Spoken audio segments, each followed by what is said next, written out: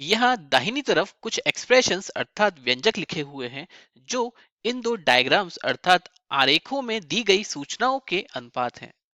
और यहाँ बाईं तरफ साइन ऑफ कोण M K J, cosine of कोण एम के जे और टेंजेंट ऑफ कोण एम के जे लिखा हुआ है। और यहाँ पर कोण एम के जे ये कोण है जो कि थीटा के बराबर है। और यहाँ पर आप देख सकते हैं इन दोनों कोणों का मान एक समान है, दोनों ही कोण थीटा हैं। तो यहाँ पर हम जानना चाहते हैं कि इनमें से कौन सा एक्सप्रेशन अर्थात व्यंजक यहाँ पर लिखे हुए किस व्यंजक के समतुल्य है। तो मैं चाहूंगा कि आप इस वीडियो को रोकें और इस पर विचार करें।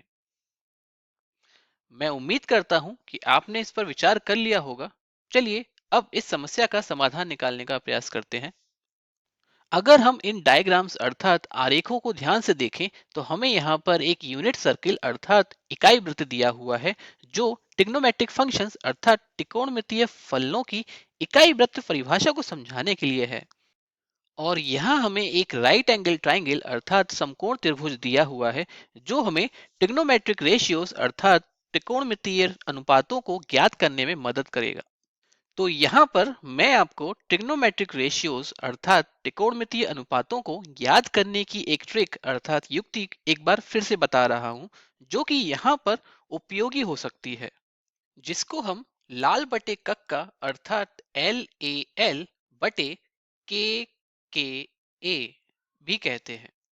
यहाँ पर L का मतलब लंब अर्थात सम्मुख भुजा है, ए का मतलब आधार अर्थात संलग्न भुजा है और के का मतलब कर्ण भुजा है।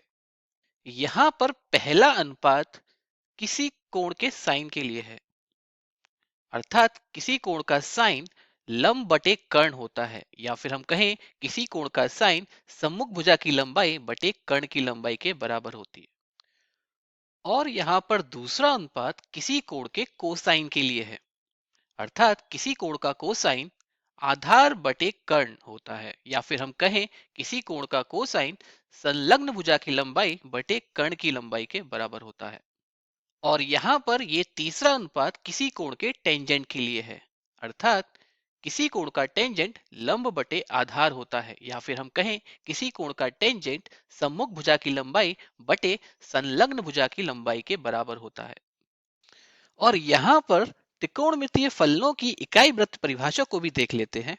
तो किसी कोण का कोसाइन जहां पर ये अंतिम किरण इकाई वृत्त को काटती है उस बिंदु का x निर्देशांक होता है, और वहीं किसी कोण का साइन इस बिंदु का y निर्देशांक होता है।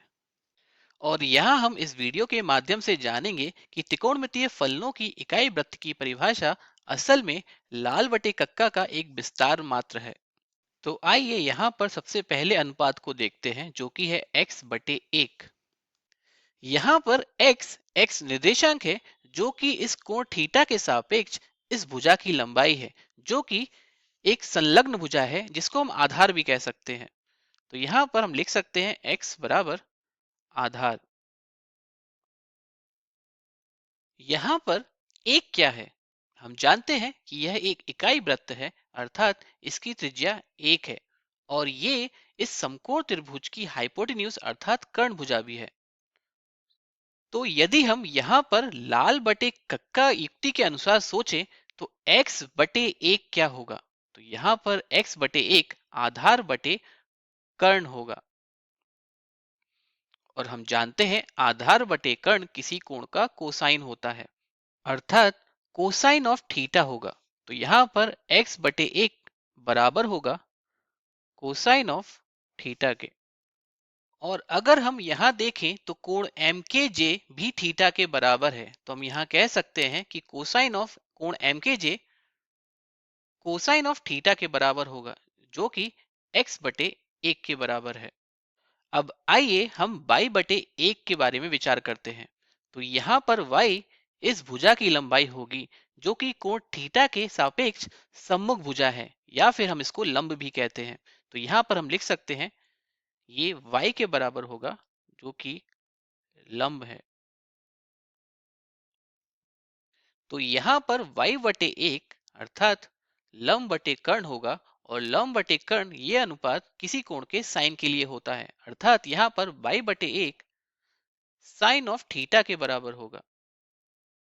तो यहाँ पर साइन ऑफ कोण एम के जे कोण हम जानते हैं, कोण एम के जे थीटा के बराबर है, तो यहाँ पर साइन ऑफ कोण एम के जे साइन थीटा के बराबर होगा, और साइन ऑफ थीटा बाई बटे एक के बराबर है।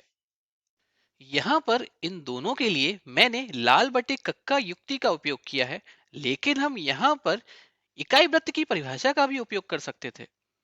यहाँ पर x बटे एक x के बराबर है, और इकाई वृत्त की परिभाषा के अनुसार इस कोण थीटा की अंतिम भुजा इकाई वृत्त को जिस बिंदु पर काटती है, उस बिंदु का x निर्देशांक उस कोण थीटा का कोसाइन होता है, अर्थात यहाँ पर x cos ऑफ थीटा के बराबर होगा। और इकाई वृत्त की परिभाषा के अनुसार y निर्देशांक इस कोण थीटा का साइन होता है, अर्थात y बराबर साइन ऑफ थीटा। हम यहाँ इस बिंदु के निर्देशांक को x, y के स्थान पर cosine of theta, sine of theta भी लिख सकते हैं। आइए अब हम आगे बढ़ते हैं। x बटे वाई ये किसके बराबर होगा? तो अगर हम यहाँ पर देखें x बटे वाई अर्थात ये आधार बटे लंब के बराबर होगा, तो x बटे वाई बराबर आधार बटे लंब। अगर हम यहाँ देखें तो टेंजेंट ऑफ थीटा लंब बटे आधार होता है, आधार बटे लंब नहीं होता है। तो हम कह सकते हैं कि यह टेन ऑफ थीटा का रेसिप्रोकल अर्थात व्युत्क्रम है, अर्थात ये एक बटे टेन थीटा के बराबर है। हम आगे कोटेंजेंट ऑफ थीटा के बारे में देखेंगे, जो कि यही होता है, लेकिन यह हमारे दिए हुए विकल्पों में से एक नहीं है, तो हम इसे काट देते हैं। आगे बढ़ते हैं। आगे यहाँ पर y बटे एक्स है, तो y बटे एक्स का मतलब लंब बटे आधार, तो ये लंब बटे आधार के बराबर है, लंब बटे आधार। और हम जानते हैं लंब बटे आधार टेन ऑफ थीटा के बराबर होता है, तो ये बराबर हो जाएगा टेन ऑफ थीटा के। यहाँ पर टेंजेंट ऑफ कोण एम के जे अर्थात टेंजेंट ऑफ कोण थीटा के बराबर है, और टेंजेंट ऑफ थीटा हम जानते हैं y बटे एक्स के बराबर है। आइए अब हम आगे बढ़ते हैं। अब हम j बटे k को देखते हैं। j बटे k अर्थात अब हम इस त्रिभुज की बात कर रहे हैं, तो इस कोण थीटा के लिए ये भुजा उसकी संलग्न भुजा होगी, अर्थात हम इसको आधार कह सकते हैं। तो j बराबर आधार होगा, और कोण थीटा के अपोजिट अर्थात सम्मुख भुजा k के बराबर है, तो इसको हम लंब कहते हैं। तो हम लिख देते हैं k बराबर लंब। तो j बटे के किसके बराबर होगा? j बटे के आधार बटे लंब के बराबर होगा, तो j बटे के बराबर आधार बटे लंब। और हम जानते हैं आधार बटे लंब टेन ऑफ थीटा का रेसिप्रोकल अर्थात व्युत्क्रम होता है, तो ये एक बटे टेन थीटा के बराबर होगा। क्योंकि ये इन दिए गए विकल्पों में से एक नहीं है, तो हम इसको काट देते हैं। आगे बढ़ते हैं। ये है k बटे जे अर्थात लंब बटे आधार, जो कि टेन ऑफ थीटा होता है, तो हम यहाँ लिख सकते हैं k बटे जे बराबर टेन ऑफ थीटा। और ten of theta tan of कोण एम के जे के बराबर है, तो ये यहाँ पर k बटे जे के बराबर होगा। m बटे जे ये किसके बराबर होगा? तो m यहाँ पर हाइपोटेन्यूज अर्थात कर्ण है, तो m बटे जे अर्थात कर्ण बटे आधार। अगर ये आधार बटे कर्ण के बराबर होता तो ये कोसाइन ऑफ थीटा के बराबर होता, लेकिन ये यहाँ पर उसका रेसिप्रोकल अर्थात व्युत्क्रम है, तो ये यहाँ पर वन अपॉन कॉस थीटा के बराबर होगा। क्योंकि ये दिए गए विकल्पों में से एक नहीं है, तो हम इसको काट देते हैं। आगे है j बटे m। j बटे m अर्थात आधार बटे कर्ण और आधार बटे कर्ण हम जानते हैं कोसाइन ऑफ थीटा के बराबर होता है, तो ये कोसाइन ऑफ थीटा के बराबर होगा। और यहाँ cosine of theta cosine of कोण एम के जे के बराबर है, तो हम यहाँ लिख सकते हैं ये यहाँ पर जे बटे एम के बराबर होगा। और आखिर में ये के बटे एम है, के बटे एम अर्थात लंब बटे कर्ण, और लंब बटे कर्ण हम जानते हैं साइन ऑफ थीटा के बराबर होता है, तो के बटे एम बराबर होगा साइन ऑफ थीटा के।